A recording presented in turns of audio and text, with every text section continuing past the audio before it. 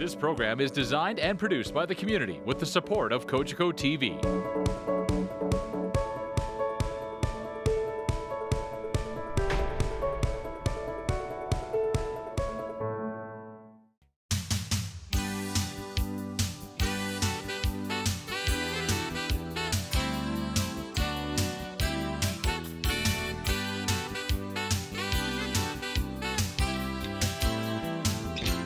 Hi, it's Mayor Sendzik, and this is Our Home with Mayor Walter Sendzik. And this is the time of year where we get to really enjoy all that St. Catharines and Niagara has to offer. And we're at the end of April. We've come out of the winter time. The April showers have brought May flowers. Flowers are in full bloom across our community, and we're known as the Garden City. So when you come by City Hall, where you go to some of our parks, or you see some of the wonderful gardens that people have in their homes, they're really starting to take root and starting to bloom. So I hope you've been able to get out and see our community, whether it's on the trails or the pathways, along the Welland Canal or through Centennial Gardens. It's really a special time of year in St. Catharines. And it's also an opportunity to learn more about what's going on around us. And this is the focus of today's show, because when we look at what Brock University means to St. Catharines, a lot of folks look at Brock from an academic side in terms of the Marilyn I. Walker School of Fine and Performing Arts, or the Cairns Complex, the Bioscience Center, or the education and nursing, and the Covey, the Cool Climate Enology and Viticulture Institute. They offer so many different programs, and the bricks and mortar of the university is very important to who we are, not only as an economic generator, but also as a social innovator. And what I mean by that is that Brock University has over 18,000 students that attend the school, and a lot of them come from beyond St. Catharines, Niagara.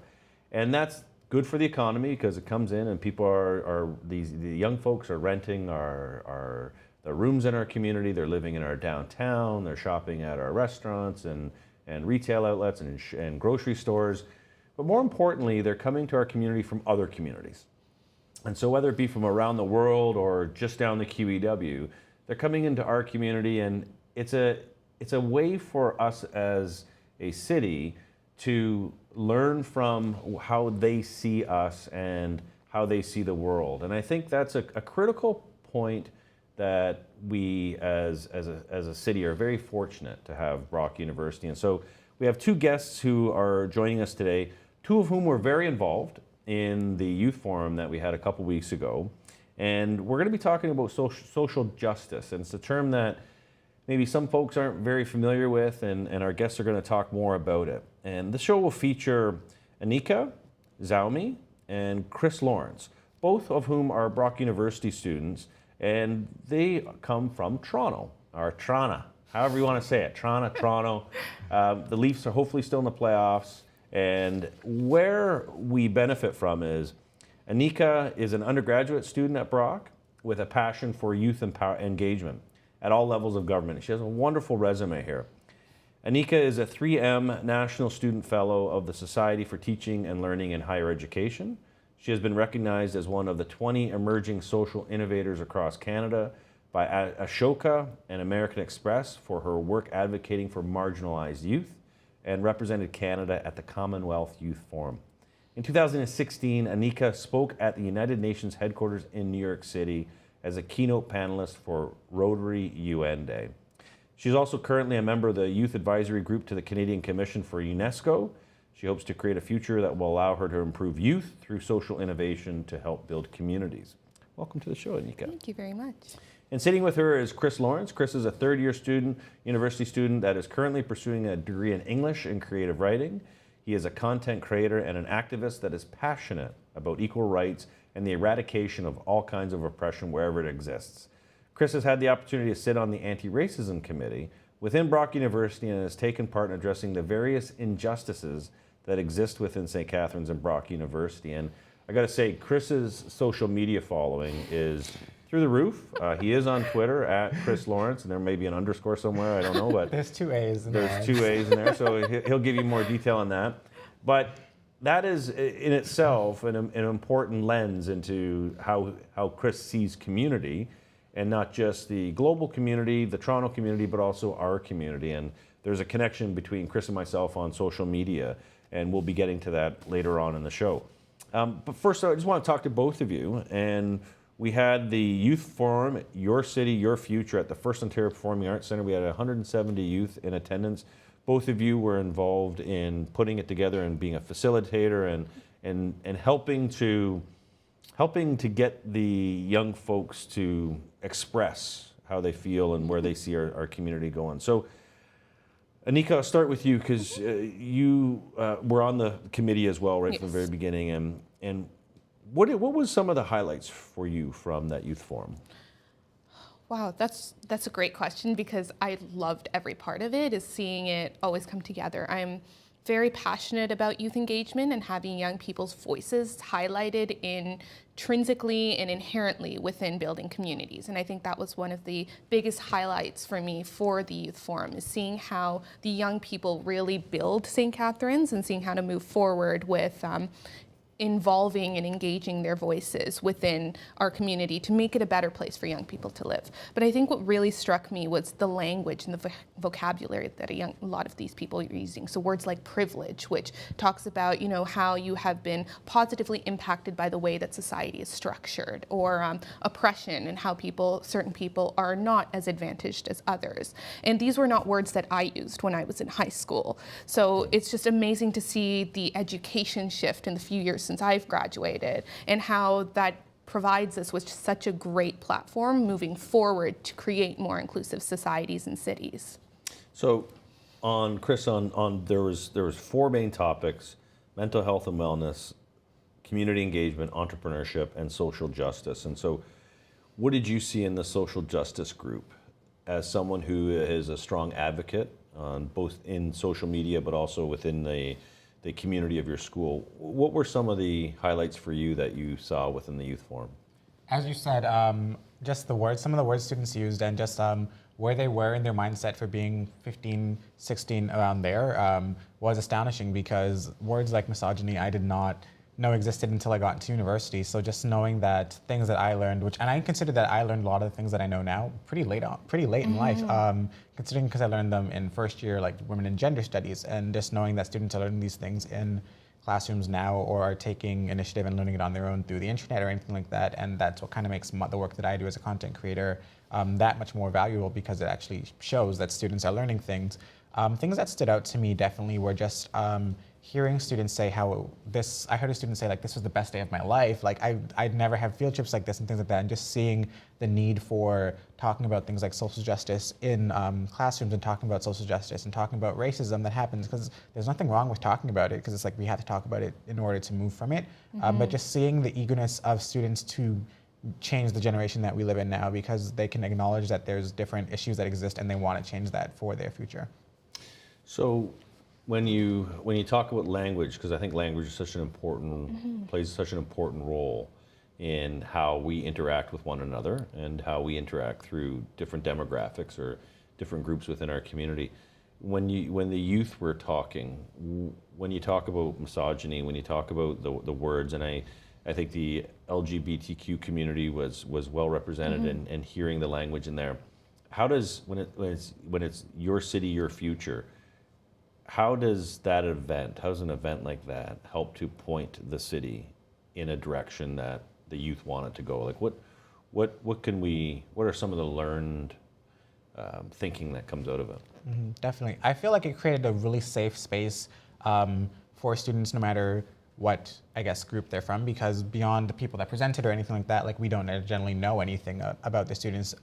But to say that there's not students who would be a part of the LGBTQ community in the audience or anything like that would be a complete lie, because it's true. There are people that represent different communities, but just knowing that they can feel safe in that space and know that these, like, people from the same community or people that have the same experiences as yourself exist in this community, and also know that there's issues and are fighting for you by your side. It kind of creates a sense of comfort in ways, to know that you're not alone, and that, like, everything you're feeling is that you're not losing your mind or anything like that, but, like, everything that you feel is real in that sense. It's validation, if you know what I mean. Yeah. Aniqah?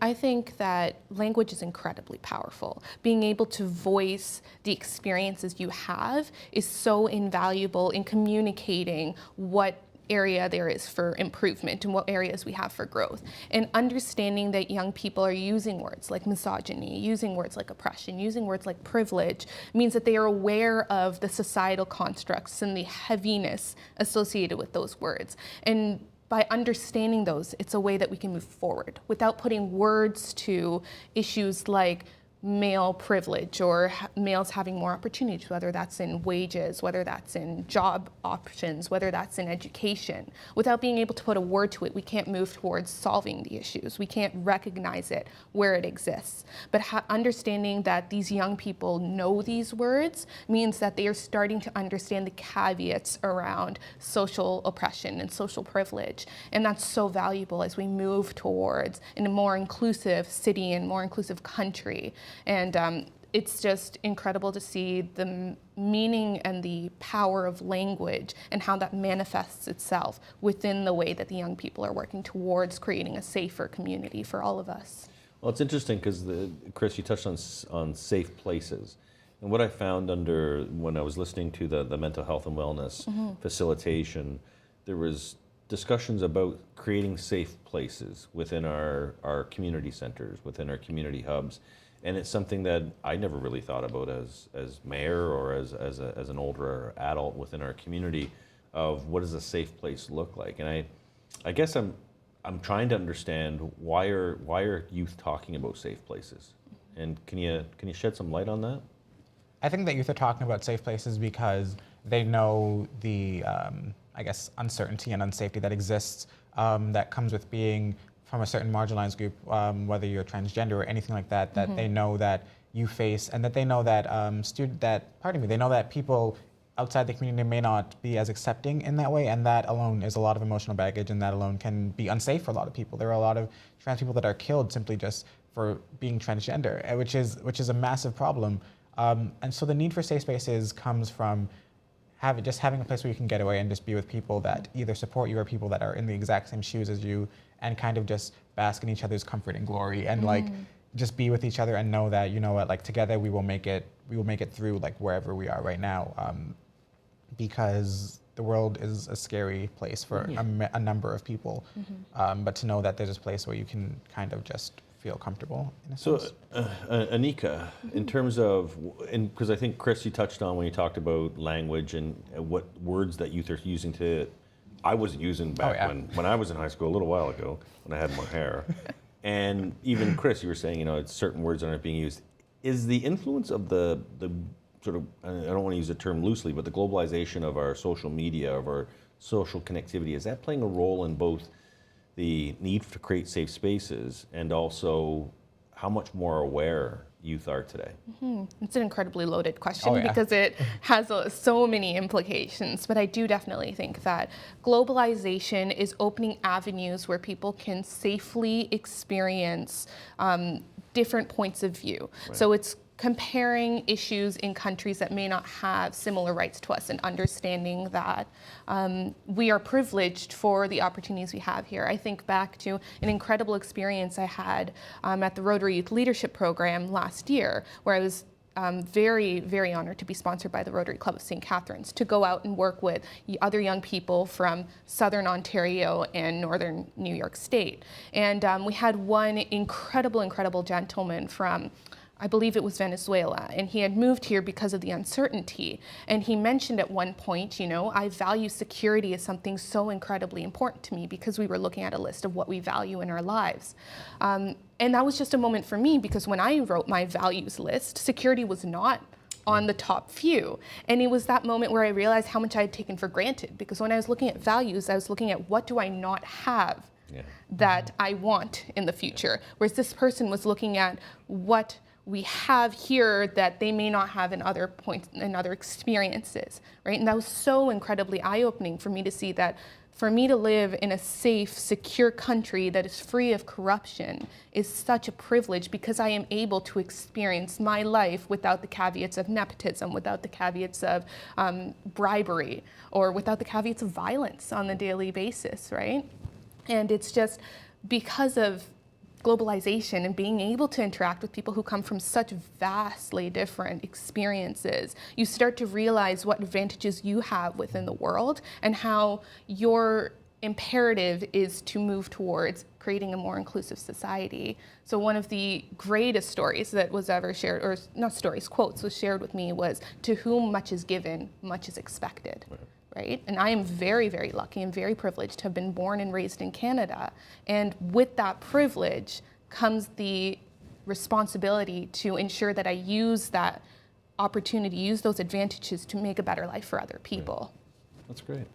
Okay, so we're going to come back because we're going to expand on that thought, and we're going to get more into the diversity of our community and after the break. But so I want you to come back because we're talking about some very important community building initiatives, and both Chris and Aniqah are playing a fundamental role. So stay tuned.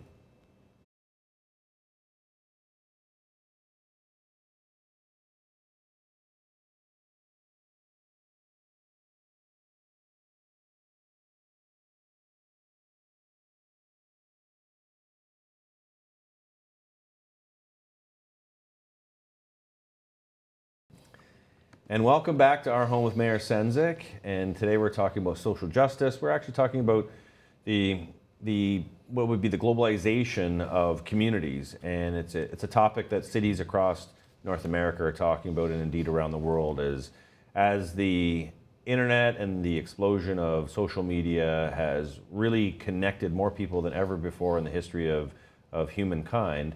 We're looking at globalization, the diversity of communities, and with Aniqah and Chris, we were talking about the Youth Forum. And so I want to go from the Youth Forum, because I think that was a very important initiative that we undertook as a city, to more about your experience within our city as two people coming from Toronto, very much a global city, very much one of the top cities in the world in terms of its makeup, in terms of its economy, and really when you look at it, and I think folks are starting to see what's happening, is it's that influence. The sphere of influence, as they call it, is starting to extend around the Golden Horseshoe. And you're starting to see more folks moving into our community. And Brock, as I started with, is a bit of a beacon for attracting people for higher education. So what's been, I'll start with Aniqah, and then we'll go to Chris. What's been your experience coming to Brock from Toronto? We're just, it's an interesting question because, once again, it's so incredibly loaded. In case you hadn't noticed, I am a Muslim woman of color. So I hit a lot of the diversity quotas whenever you're going through those applications. Whereas St. Catharines, the Niagara region, is primarily a homogenous, white, Christian community. And that adjustment from a city where it's so diverse, where, I would go to school and everyone would understand why I slip out in the middle of class to go to pray. It wasn't even a question because there were so many others who did the same. And suddenly people hear it's a lot of explaining myself and a lot of understanding and being cognizant that I am not just a representative of myself. Unfortunately, I am thrust into this position of being a representative of all Muslim women of color, right? So it's getting better. I think we're getting to a point where we are starting to embrace diversity, and St. Catharines is getting to that point. I personally feel that I've had lots of experiences here that have been incredibly valuable and have been so key to my growth as a person who is very outspoken about our diversity, who's very cognizant of privilege, but also of a lot of the disadvantages I have from being a woman of color. But alternatively, I think it's important that people are aware that diversity exists, and that diversity sometimes for the people who fit into minority groups, the opportunities aren't there. And we've been very lucky to have opportunities, but that may not necessarily be true for all people who fit into the same groups as we do. And I think St. Catharines is shifting towards a more inclusive society, as we've highlighted through the words and the language that young people are using. But just putting it out into the sphere of cognizance is so important so that we can move towards better facilitating and more effectively facilitating an inclusive society. Well said. Thank you. Now, Chris, your experience coming from Toronto, coming into the St. Catharines area, attending Brock University, what have you experienced? What have you learned? What are some of the takeaways, and how can we better as a community learn from actually what's happening at Brock? Because I know you're active in the Brock community as well. It's funny, but I remember when I first moved here, not even when I first moved here, when I first came to like a Brock open house, I was like, oh my gosh, there's so much air out here. I was like, I can breathe so freely. Oh my goodness. Just because the difference of like city air and like air where there's nature, because like while there is trees in Toronto, there's not like an entire forest on Burley Hill. You're right. Coming to Brock was really, really interesting because I kind of just wanted to get away from the environment where I basically have been my entire life, first and foremost, because either whether it be living in Toronto or living within the GTA at all, that's what I knew. And the first time I actually think I did that was when I switched from like public school to Catholic school, which wasn't really that big. I literally just went to the school across the football field, so it wasn't that big of a change. So I wanted to get out of my element a little bit more. St. Catharines was one of those places. St. Catharines is one of those places where if you're a person of color and you didn't ever realize it before in your life, you will realize it, because it's like even if you don't mention it to someone else is gonna say something about like, oh my gosh, did you know that you're black? And you're just kind of like, that's what this is.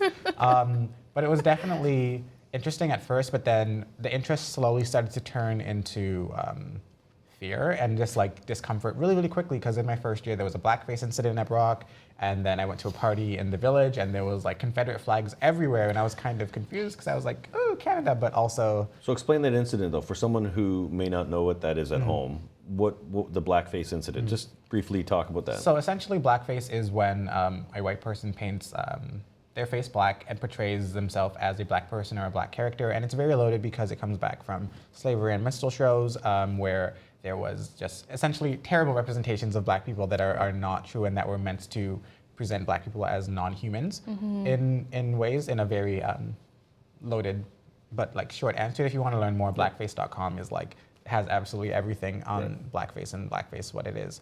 But essentially that happened, and I just remember being at the party there and the person actually coming up to me and like speaking to me, and it was just one of those moments where it was like, what on earth? And it was really hard to believe, and I didn't want to believe it, and that's also partially because I was at a party, so I didn't want to like believe that anything like this could be happening at a university, because I really believed that everyone in university is really smart and like everyone like knows better than this. But then it slowly became more apparent, and I really wanted to leave. I really wanted to be like, I want to move like back home after my first year. But then once you start building connections on universities and meeting professors, you kind of don't want to burn those bridges, and I'm kind of very happy that I didn't. Right. But St. Catharines is very, very, it's very nice though. I like it. I like the air. I can breathe like so freely here. But I want to touch on, and I appreciate both your perspectives on coming into the St. Catharines community, but I want to touch on our connection. And Chris and I, we met over Twitter. Over Twitter, that's where I do all my work. All the interactions, and you're very vocal on Twitter, and it was a specific tweet in where you talked about your frustration and anger about being at the bus terminal going back to Toronto, and you experienced a racial encounter. So touch on that so we can learn from this. So essentially what happened was I was sitting at the bus terminal and I was just listening to music, but I could notice that there was this woman gesturing toward me, and I couldn't really hear her because I had moved my headphones in both ears. But then I started to kind of get confused and alerted when everyone else at the bus terminal started to like look at me, and like it's just one of those weird things. Like if you like when you have a lot of people looking at you, it's just very strange. So then I took out my headphones and then I heard her yelling like really aggressive things, saying that she wanted to fight me and like all this stuff, and I just was not sure what was happening. And I was like, what did I do? And I immediately started thinking about like, what did I do? Like, did I do something wrong? And I was like, I'm literally sitting in a bus terminal, so like, was I breathing too much air? Was I like, like there was nothing that I was doing, and it was kind of one of those moments where I just brush it off because I didn't really care. Just as someone that does so much social justice, whether it be online or anything else, you can call me every name in the book at this point, and it kind of doesn't do much at this far down the journey. But then I remember just the defense that I had was just tweeting about it, and then just having so many people online that are also very big activists that may not follow me, but are just kind of in the circle of people that do, whether it be April Rain or D-Ray from Black Lives Matter or any of those things. It evidently, by the time I got to Toronto, was retweeted over 200 times, and I was kind of just like, oh, that's really weird. And it was great because there was so much support, but then there was also a lot of people that were like, well, what were you doing? And it was like, I said that I was sitting in the bus terminal. So it was weird because people were kind of trying to like justify what was happening to me and saying like, well, you were sitting in how dare you sit in a bus terminal and wait for the bus to go back to Toronto instead of like drive there or something like that. But then that's how we met, because then the next day I woke up and I had a like direct message from you, and it was really cool because then we met and talked about like diversity within St. Catharines and making St. Catharines a more diverse community and accepting that St. Catharines is diverse. Right, and I think that's the reason why I wanted to share that story, because there's a lot of folks who watch this show, and there's two learnings from there. One is we often think that other people will jump in that situation, and so we sit on the sidelines. And what I want to convey to folks is that when you see something like this happening in our community, we need to be strong enough that we can stand up for others that are going through a situation like this. And on the other side is, it's also a realization that we still have a lot to learn as a city. And if we're truly going to become a 21st century city, if we're going to become global in how we see ourselves and how others see us, we have to make sure that when we learn. And I think that's what students at Brock are really teaching us as a city, is the inclusivity. The world is a big place, and Brock has an ability to attract people from Toronto and beyond. And we got to make sure that our community is very inclusive. Absolutely. And so when you and I connected, it was, first of all, I apologize on behalf of the city. It was an apology of saying that shouldn't happen in St. Catharines.